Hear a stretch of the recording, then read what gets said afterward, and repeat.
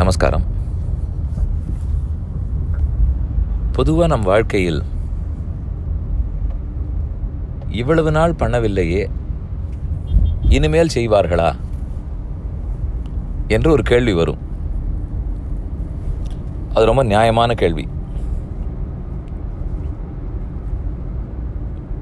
ஆனால் நேரடியாக பதில் சொல்ல வேண்டுமானால்,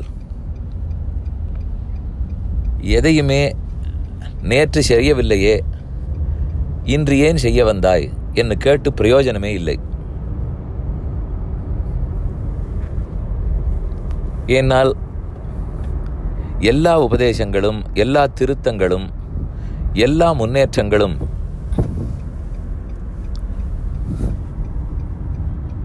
இன்னைக்கு இல்லாதது தான் நாளைக்கு வரும். பெட்டர்மெண்ட் அப்படிங்கிறது ஒரு கண்டினியூஸ் ப்ராசஸ்.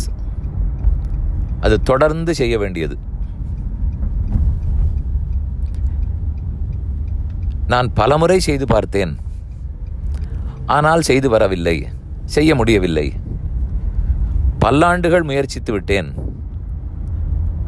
ஆனால் என்னால் சாதிக்க முடியவில்லை என்றால் அப்போ மாற்றித்தான் யோசிக்க வேண்டும். ஆனால் ஒரு முறை முயற்சித்திருக்கிறேன், அதற்குள்ளே நடக்காதுங்கிற முடிவுக்கு வரக்கூடாது. எதுவுமே ரெண்டாவது இன்னிங்ஸ், மூணாவது முயற்சி என்பது உண்டு. கிரிக்கெட் ஆடும்போதும் முதல் இன்னிங்ஸை விட ரெண்டாவது இன்னிங்ஸ் இன்னும் முக்கியமானது. துவய மகாமந்திரத்திலும் முதல் வரி பெருமானிடத்தில் சரணாகதியும், ரெண்டாவது வரி ஸ்ரீமதே நாராயணாய நமஹா என்று கைங்கரியத்தை வேண்டுவதையும் குறிக்கும்.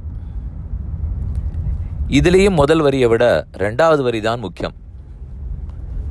சரணாகதி பண்ணுவது முக்கியமா, கைங்கரியம் பெறுவது முக்கியமானால் தொண்டு செய்வது தான் முக்கியம். அதற்காகத்தான் சரணாகதி. அதனால் கண்டிப்பாக இரண்டாவது முறை முயற்சிக்க வேண்டும். உபனிஷத்துக்கள் சாந்தி சாந்தி சாந்திஹி என்று 3 முறை சொல்லுகின்றன. ஆழ்வார் பாசுரமும் பொலிக பொலிக பொலிக என்று 3 முறை குறிப்பிடுகிறார். அதனால் ஒரு தரம் முயன்றுவிட்டு இது முடியாதா போல் இருக்கிறது, இவர்களால் சாதிக்க முடியாது, என்னால் முடியாது என்று கை ஓய்ந்து விடக்கூடாது. ஆனால் அதே நான் ஒரு 10 தடவை முயற்சி செய்து விட்டேன், அது பரீட்சையாக இருக்கட்டும், ஒரு ஓட்ட பந்தயமாக இருக்கட்டும், எதுவாக இருப்பினும் பல முறை முயற்சித்தேன், பல்லாண்டுகள் ஆகிவிட்டது, ஆனாலும் அது சாதிக்க முடியவில்லை என்றால் மாற்ற வேண்டும். ஒரு நிறுவனம் நடத்துகிறோம், அதில் வரிசையாக நஷ்டமே வந்து கொண்டிருந்தால் அப்ப மேலும் மேலும் பணத்தை முதலீடு செய்து கொண்டே இருக்க முடியாது. அதை நிறுத்தத்தான் வேண்டும், அல்லது மாற்றி விற்பனைக்கு ஏற்பாடு செய்ய வேண்டும், ஏதோ செய்ய வேண்டும். மிட் கோர்ஸ் கரெக்ஷன் சொல்லுவார்கள். நாம் ஒன்று தொடங்குகிறோம், இன்ன வழியில் போகிறோம், அதில் ஏதோ சில இடர்பாடுகள் இருக்குமானால் நடுவில் அதை மாற்ற வேண்டும். ஆனால் இலக்கை விட்டுவிடக்கூடாது. இன்னுதான் நம்ம லட்சியம் என்று வைத்துக்கொண்டால் அதை எப்படியும் அடைய முற்பட வேண்டும். 1 முறையோ 2 முறையோ 3 முறைகளோ முயற்சிக்க வேண்டும்.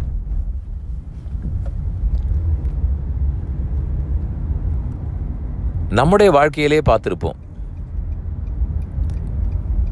நம்முடைய மகனோ மகளோ பரீட்சை எழுதுகிறார்கள், ஒழுங்காகத்தான் எழுதினாள், ஆனால் ஏனோ சரியாக மார்க் வாங்க முடியவில்லை. விட்டு விடுவோமா? கண்டிப்பாக அடுத்த தடவை முயற்சிப்பாய், நன்கு செய்வாய்.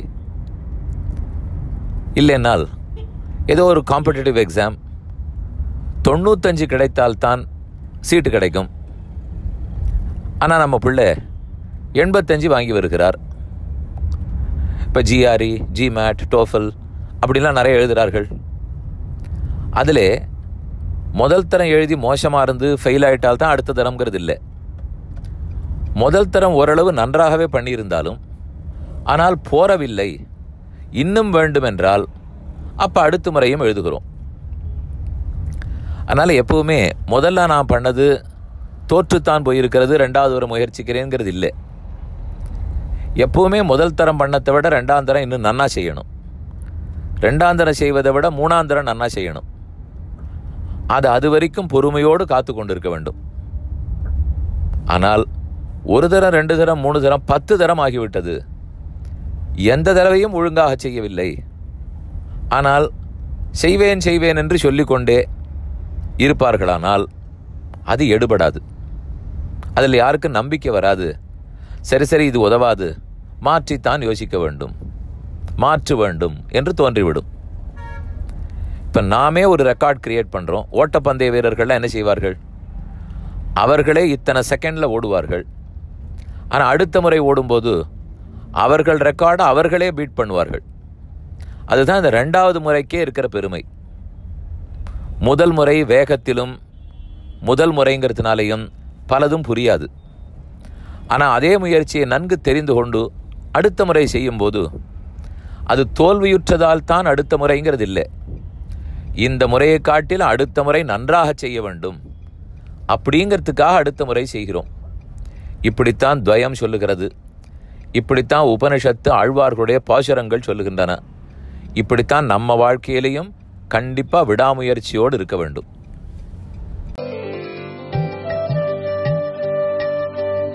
இந்த என் பணி ஆடியோவை உங்களுக்காக வழங்கியவர் வேலுக்குடி ஸ்ரீ கிருஷ்ணன் சுவாமி. இந்த ஆடியோவை தினமும் உங்கள் மொபைலில் பெற கிஞ்சித் என் பணி KINCHITENPANI என்ற ஆப்பை கூகுள் பிளே ஸ்டோரிலோ அல்லது ஆப்பிள் ஐஸ்டோரிலோ டவுன்லோட் செய்து கொள்ளவும். தினம்தோறும் இது போன்ற உபன்யாசங்களை கேட்டு மகிழவும்.